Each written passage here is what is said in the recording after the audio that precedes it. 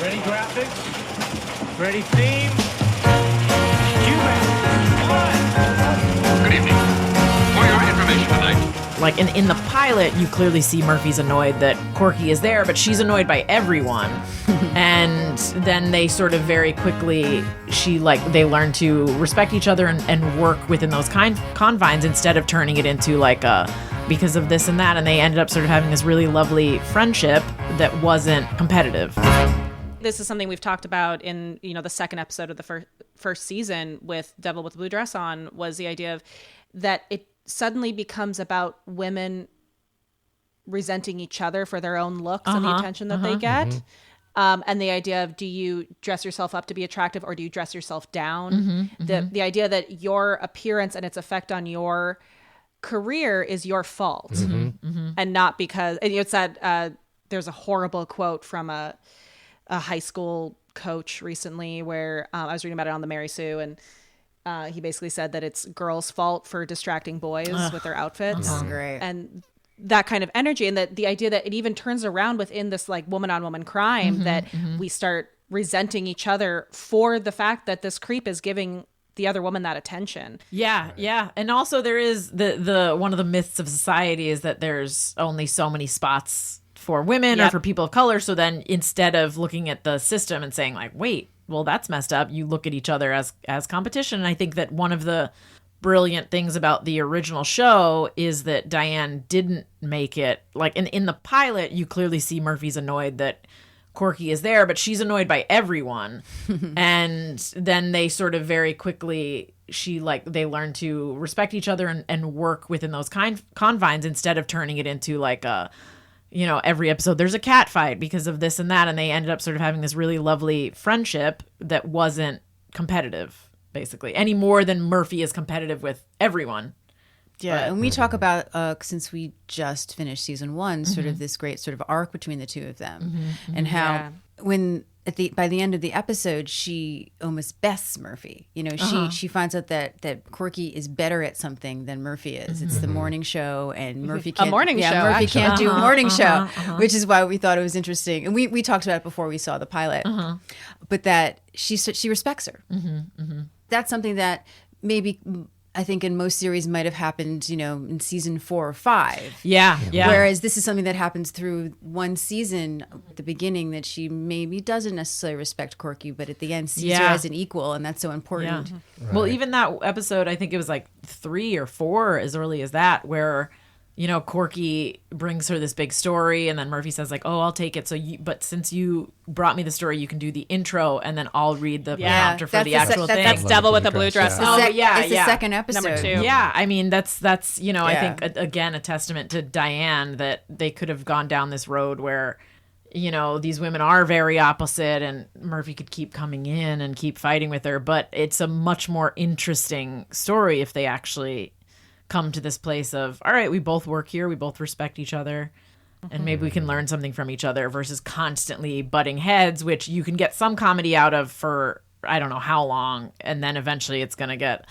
tired. The episode we just shot, episode 8, I think, the Oxford comma and the coma. Yes, episode 8. You can see that relationship. I like that, we traced it to where it is now, and it's it's evolved, and it's, but you still see, that kind of origin story between them.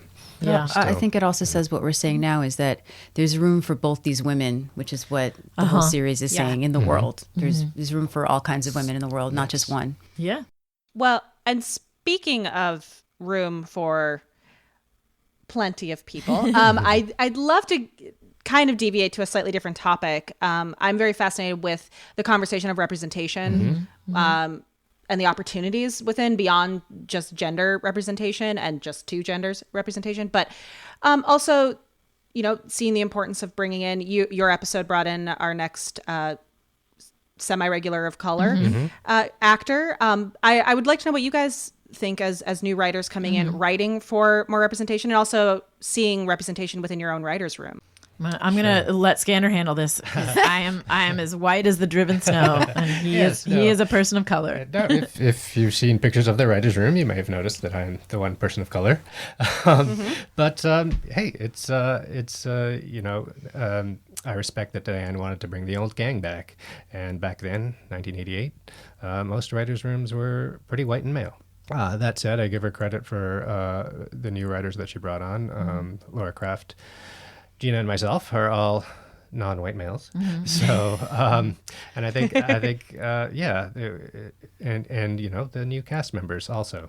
So, I think it's important. You know, there are conversations, particularly about, you know, Nick's character, Pat Patel, where I was able to bring, you know, I'm half Bangladeshi, so I'm able to bring some insight to that. And it's important, you know, you never want to be writing about a culture or an experience that you don't have any kind of insight into. Yeah, I think it is a movement I'm fully behind for both selfish reasons and because in general I think it's good. Yeah, it's actually worth noting too that the pilot that got us hired that we wrote is about a Muslim family in New Jersey, and most of the characters in it are Muslim. And the writers have all been very nice. They all told us that they really loved it, and it's what Diane hired us off of, basically. But all the writers in the room have said, like, this pilot is great, and I guess they all picked it as one of their top choices when they were just reading packets.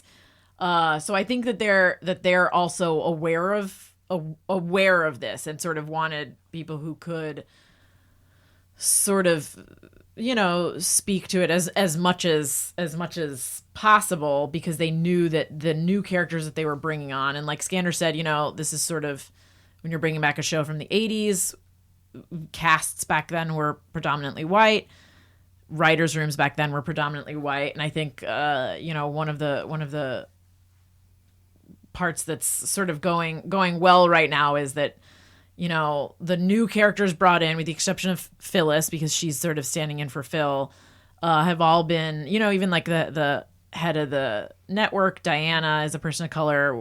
It was important to us for Miles's love interest. It's Merle Dandridge. Yes. Yes, because she will not be, because the order switched. But just for our audience, she will be on tonight. That's right. Yeah. Okay. Yeah. But for our episode, we specifically wanted the woman that Miles was interested in to be a person of color. Just, you know, we have a lot of those conversations in the room of, well, who can we cast here that's not another sort of white person?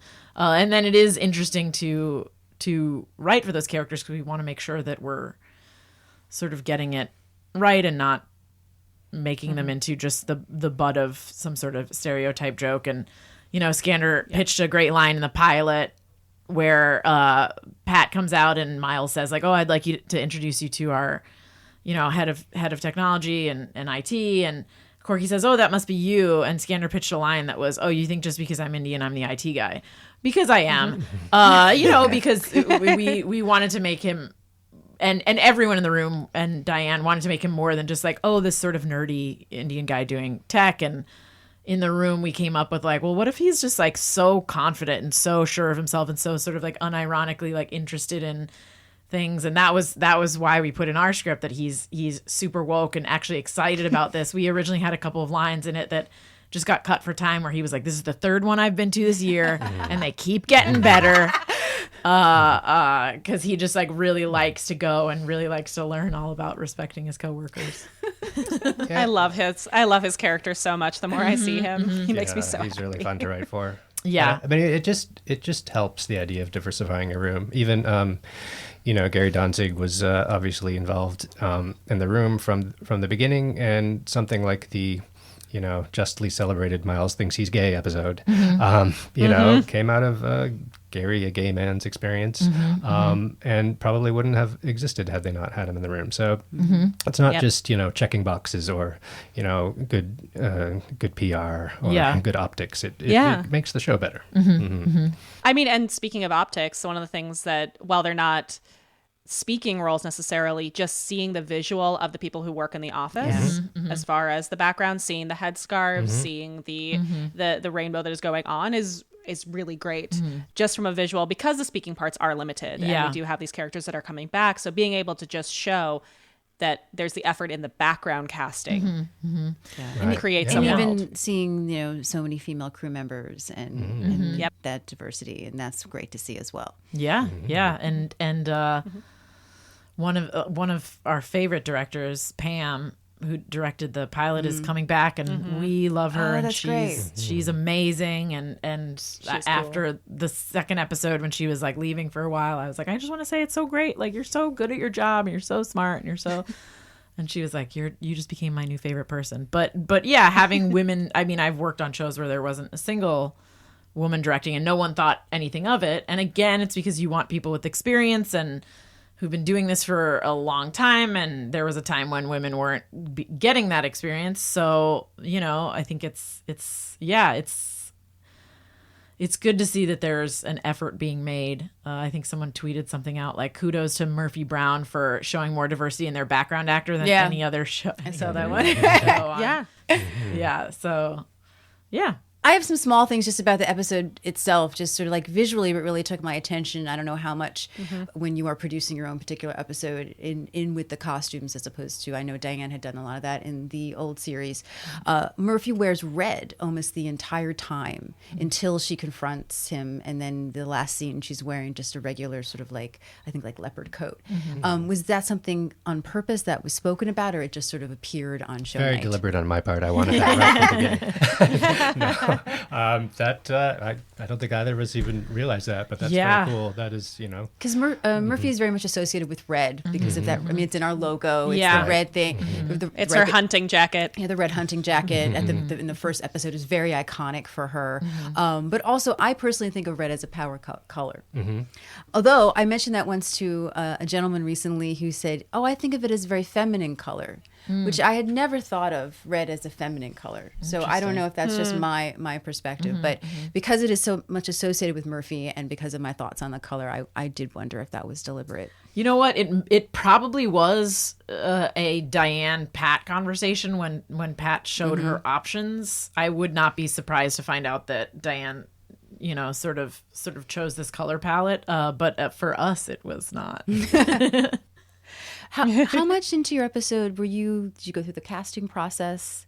Were you involved in that after the writing, I should say? Yeah, we did. They sent us reels of the people, and Joey Slotnick, who ends up playing the sexual harassment seminar guy. We saw his audition, and we do get to weigh in Paloma Guzman, who's Miles's love interest. We saw her read, and she had such a strong read, and we really liked her. So Diane will usually send out videos for bigger parts and say, like, what does everyone think? Who's everyone sort of feeling?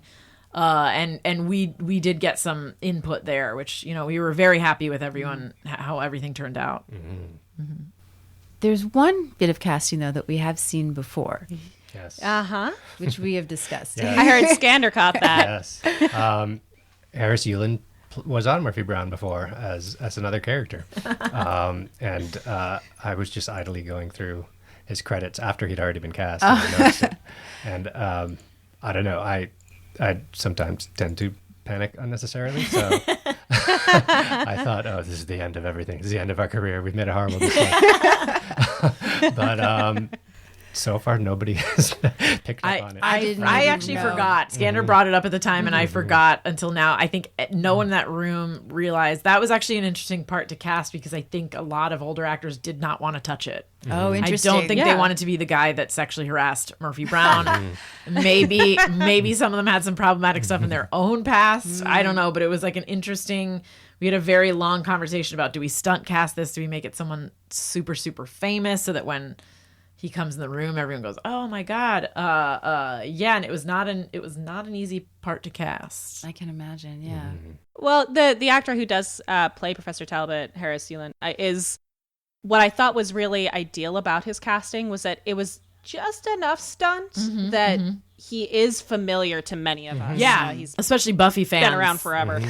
Exactly. Which Thank is you. what That's where I knew know him him from. Like, I was like, head of the Watchers Council, get on in here. I love that face. And sometimes hated that face in that show. But I think the thing that's great about it is that it was just enough to recognize, and a certain element to an audience member of trusting him because this performer is good with what they do, and you don't quite realize how much when you see somebody that you recognize as established, you release a bit of tension toward that performer, and seeing him, knowing him from likable characters.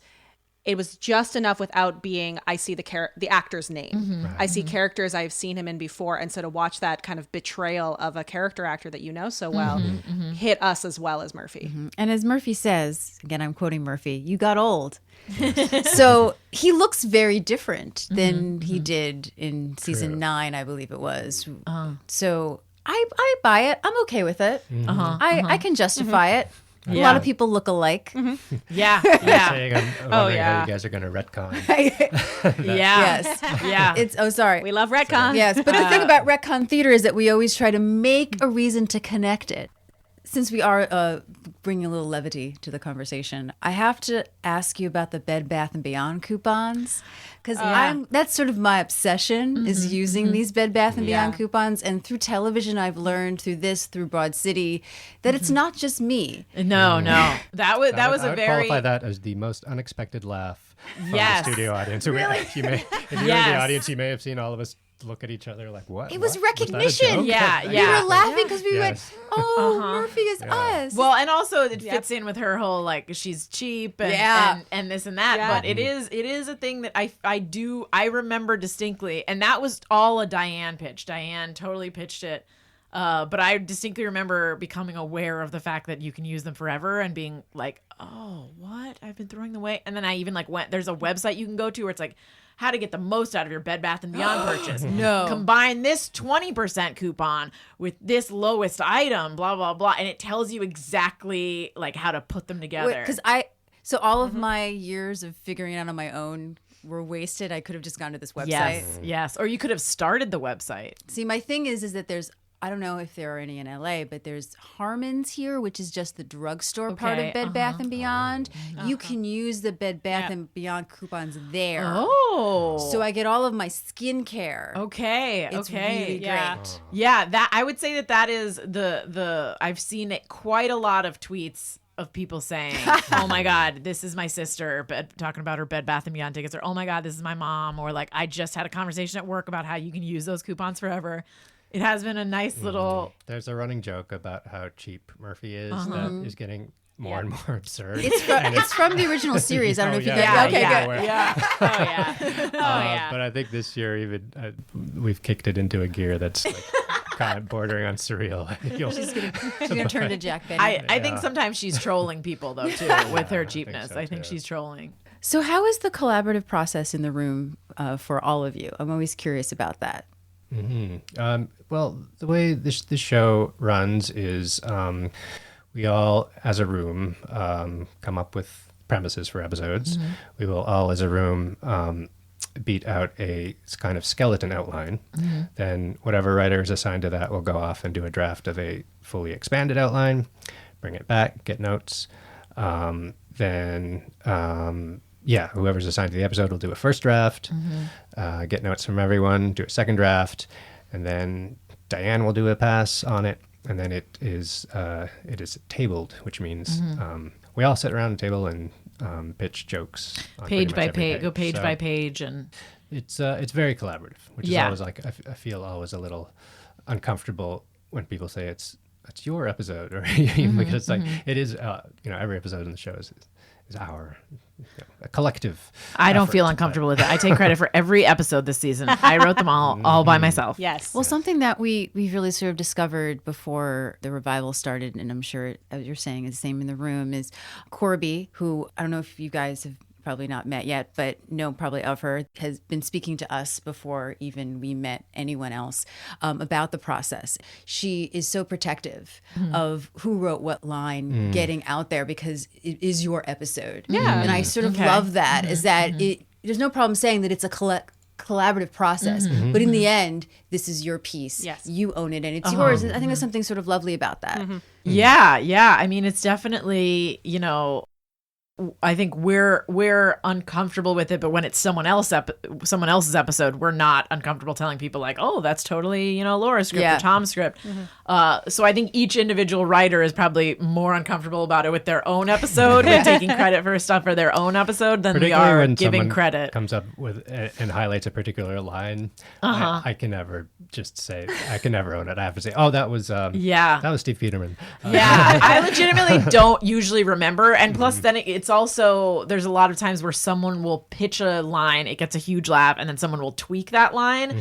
So then it's like, well, the original pitch was this person's line, but it was tweaked to this, and then, you know what I mean? Yeah, it's Frankenstein's monster of jokes. Exactly. Which when you have a writer's room as talented as this is great, because as a group, we're all going to probably come up with a lot of stuff that's much stronger because we're working on it together versus just, one person writing one script. Yeah, that was always why, as a kid, when I would read about the process on Murphy Brown, why it was so fascinating to me. That because it is a collaborative effort, and being in the room and being with, as an actor, right? They say when you act up against someone who's better than you, you it get better. elevates you. Yeah, and I can't imagine that it must be the same thing with writing. Yeah, absolutely. Having not ever been in a room myself.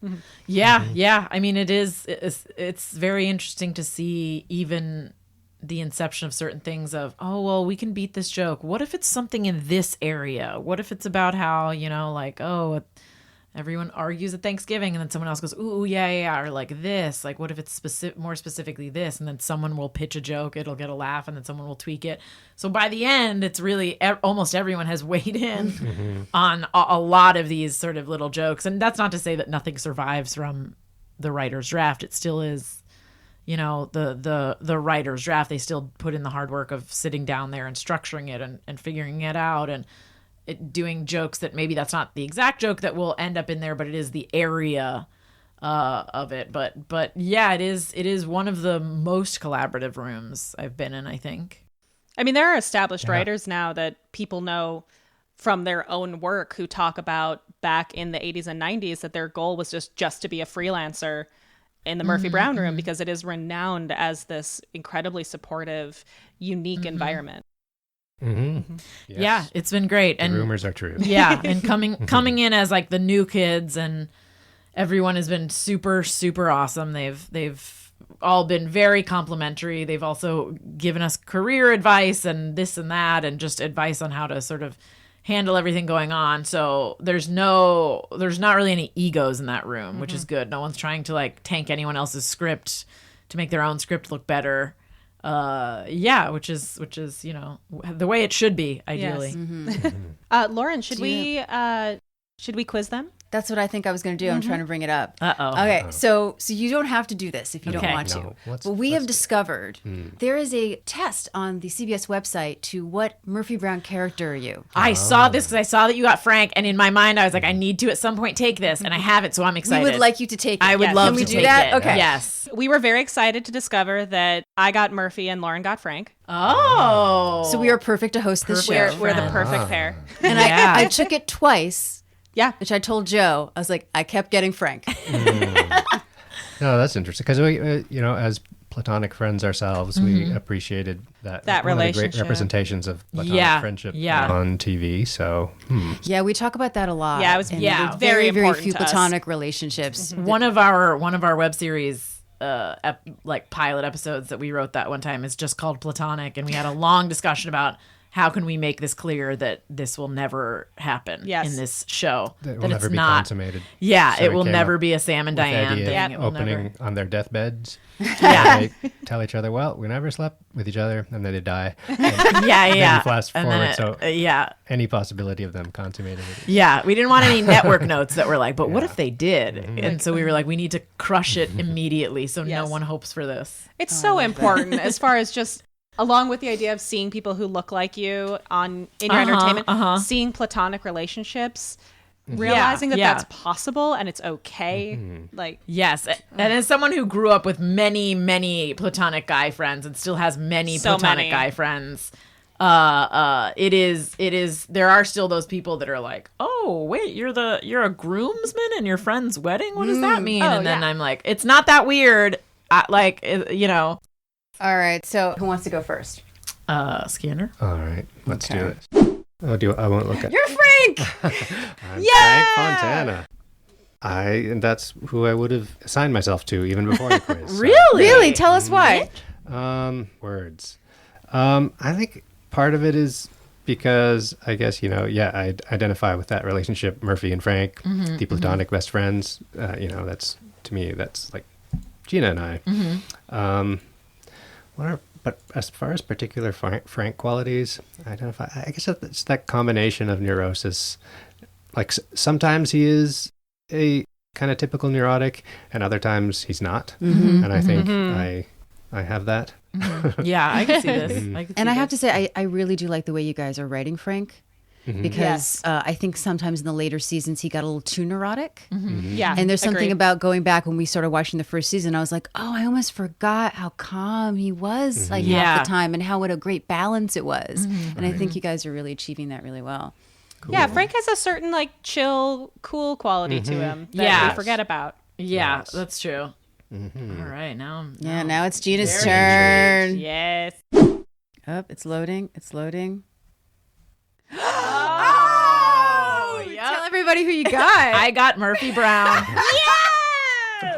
Not surprising, to be honest. You guys work really well together. Yeah. It's indicative. Probably this pretty quiz accurate. is very good. Yeah. The quiz will save the world. Yeah. Yes. All right. Not super surprising. That's who, if I had to pick, I would probably say. But I think you do have some quirky qualities too. Yeah, And I unironically think I excited have some about Miles things. qualities too. Yeah. Well, we, your podcast counterparts, see you and appreciate you. Yes. Thank you. As a Frank and a Murphy. Yeah, Thank that's so you. funny. Now, have you guys had any reordering of episodes? Yes. Me Too was supposed to air 4th, but they bumped it up to 3rd. So far that's the one example of that. From what I read, that was based on the fact that the Kavanaugh hearings felt that it should be sooner. Yeah, I think everything that was going on, they sort of felt, oh, this is very, very topical, very, very indicative of what's going on right now. So as we understand it, that was one of the reasons that they bumped it up. I think it was really smart, and based on the collective catharsis you all saw on the social media when that was airing, it was a smart move. Yeah, we were very happy that it got bumped up. Yeah, which I think is also, going back, also then pretty amazing that ended up being on the date of your post. Yeah, Because it wasn't supposed to be at all. Yeah, Yeah. that's crazy. The universe provides. How are you enjoying New York? Oh, yeah. After a period of adjustment, I'm greatly enjoying New York. Gina? I mean, I don't want to alienate any podcast listeners. I'm going to get a lot of hate for this, but I have never been a New York fan, and this has not changed my opinion. I since I'm from New Jersey, we used to come into New York a lot. I grew up playing chess. My brother's a professional chess player, and so my dad would bring us into the city to play in chess tournaments. And it is a barrage on my senses. Wow. It's very loud. It's very stinky. I have a very sensitive sense of smell. And I am very short and small, and I get claustrophobic around tall buildings and too many people, and people are constantly jostling me. So it's not totally my speed. So the MTA is great. Yeah, I feel like I'm in a coffin, like every time I take the subway. So it's not really my speed. I will say, like, I did miss the food, and now that it's getting colder, like fall on the East Coast is the best holiday ever, my favorite holiday ever. So I'm looking forward to that, but also very much looking forward to getting back to LA and being able to slow walk without feeling shamed by the rest of the people. That's funny because on your social media, it seems like you're always taking advantage of sort of being here.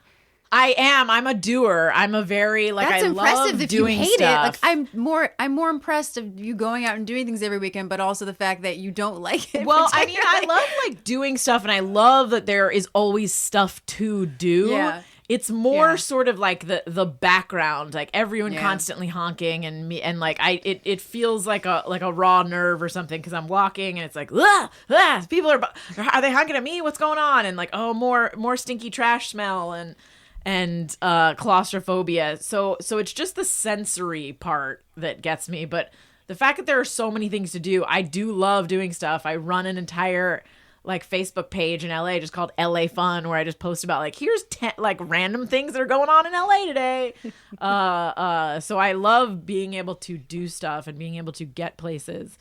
I wish I was taking fewer elbows to the face and body when I walk around. I always get hit in the wrist. I mean, that's a weird place. Yeah, I don't know. People just like flinging their like arms when they walk, and then I have like bony wrists. Just like Yeah. I'm also very like, I am very energetic and friendly. Like I was with a friend last night near his place in Harlem, and we went to like grab, you know, like a soda or something from like the convenience store, and I was like, hi, like to like 3 people that were like in there, and they're like, how's it going? And I was like, good, how's your night going? So I think it's like not a very New York-y thing. Like I smile at everyone on the street, and you know, anyone who's like, hi there, I'm like, hello, what's going on? You know, like I'll like have a conversation. So you feel you were born in the wrong place? I mean, I do love Jersey though. I'm from like a rural suburban part of New Jersey where there's like plenty of woods and plenty of like land and things like that. So to me, New York and New Jersey are very different. That's true. But yeah, it is my senses have been overwhelmed since I got here, basically. I feel like a recovering New York transplant being out in Chicago. I feel like I took 10 years to adapt to New York. And now that I'm out here, I didn't realize how much I had adapted, because I enjoy the CTA so much after years of the MTA. And being around, I didn't, you know, I grew up Midwestern and smiling and genuinely asking people, how are you, when I said it. And being back here after 10 years of adjusting to the New York lifestyle, I was so distrustful of how nice people were at first. And I didn't realize that the risk thing stands out to me in New York because of the living there. I never realized how aware I was of people's cigarette butts when they were walking. Yes. And how you have to like dodge around a full person if they are holding a cigarette because you are in danger. Yeah. How about you, So Skander? a lot of smokers out here. How's too. New York for you? I kind of like the sensory overload. I think if I had to choose between vibes, I'm more of a West Coast person. But it is, I like shaking it up a little for a few months at a time. Do you want to plug your slice a day? Oh, that's right. Yeah. Yes, that's very typical. I have to be reminded to plug. No, I started an Instagram account that is mainly for myself to keep track of all the different pizza places I'm frequenting. It's called Slice a Week. Oh, excuse me. I had okay. the wrong All title. good. Probably directed someone towards a different competitor, but it's okay. Where I sample a different slice of New York pizza every week and photograph it. The pizza is better here. You have to admit it's the that. water. Yeah, this is an ongoing debate in California. I don't know how anyone debates it because it's hands down better. But Skander, when he came out here, was like, "Yep, it's definitely better." And we have several friends, especially people who grew up in LA, who are like, "There's no difference. You're crazy." And that is an insane take. You guys, moving to Chicago was a very dramatic ordeal. Deep dish Pizza. I can't handle deep dish. No, it's too much for me too. too like much. I mean, I'm I going like to it. admit I like it for something. like 2 bites. Yeah. Well, I'm going to lot. admit something that's going to get me in trouble, which is, No. well, first of all, I have really messed up taste in pizza because it was either I grew up in the prairie in Minnesota with like Pizza Hut and Domino's and all that kind of stuff, which is not, I mean, it's just like breadsticks with stuff on them. And then I lived in Italy in college. So then I liked, really artisanal Tuscan flatbread style. And then I moved to New York and I realized I didn't really care about pizza that much. I was either one or the other on the spectrum and I didn't really think about it. I do love a dollar slice very much. Yes. I do miss that a lot out here, but I have not sampled Chicago pizza yet. Oh. And I've been here for over 2 months. Oh, no. But mostly because I'm so intimidated by the aggressive commentary about where to go in Chicago. Yeah. It is overwhelming and I'm very scared to like pop the pizza cherry out here at the wrong No, place. just duck into a place. Just duck Yeah, into a place one day Don't when you're tell walking. anyone. Yeah. That's probably the way it's to go. it's hard. I feel like I need the Chicago equivalent of your pizza slice a week. Yeah. You guys I can need compare that. and It's find the not perfect copyrighted. place. You can adapt it. Do you feel that you found the perfect slice yet? I mean, you still have November. Yeah. The thing is, this Instagram account is not it's not a review site. It's merely a documenting site. So I don't like public comment Google on Drive? The, yes, I don't comment on the quality of the pizza. I just they're all good. I have yet to have a disappointing slice here. So I unfortunately have been gluten-free for the last 2 years, and I miss pizza the most. Oh no! But have you found a good gluten-free pizza? I did, and then they closed. No. And they keep saying they're going to reopen, but I've Okay. called the number and no one answers. And I've walked past and there's a for sale sign. Oh no! So I don't think they're renovating. Oh god. So I'm on the look for it, but it's still never the same. No. I just sorry. I can smell it, and but this is making me very nostalgic for my pizza eating days. But I say, at the moment, so hopefully in the future, I will be able to have gluten again. But at the moment, I I cannot. hope that for you too. Thank you. Yeah. It is my dream.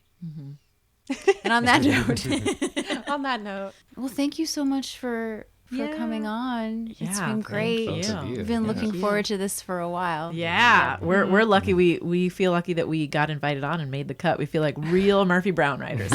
Yes. well, thank you. Thank you. Thank you. Thank you. We hope you really enjoyed our sit down with Gina and Skander. We really did. We had a great time, and it's good to know that we're we have another Frank and Murphy team in the quizzing world. Seriously, that's what makes them good writing partners. They balance each other, as do we. And if you want to talk, if you want more connection with us about the revival, please check out our social media. We are on Facebook, Twitter, and Instagram at Murphy Brown Pod. We are also on the internet at our website at murphybrownpod.com. You can email us at murphybrownpod@gmail.com. You might see a theme running here. You can join our Patreon. Yes. If you want to help the podcasts continue and be stronger and greater, much like Wonder Woman. Thank you, Jesse. You can donate to our Patreon at our website, or you can just, donate one lump sum. The cool thing about the Patreon is you're going to get extra content. Like this episode will have extra content that you didn't hear. You can listen specifically on the Patreon. We have some really great swag, which are coming out. We have some themed stickers, quotes, fun stuff, inside jokes, and that's all for helping us. We really appreciate you supporting us. Again, anything is appreciated, and as well as stopping by, subscribing, and reviewing on iTunes so more people can find us. And we'll see you again soon for another edition of FYI. The Murphy Brown Podcast.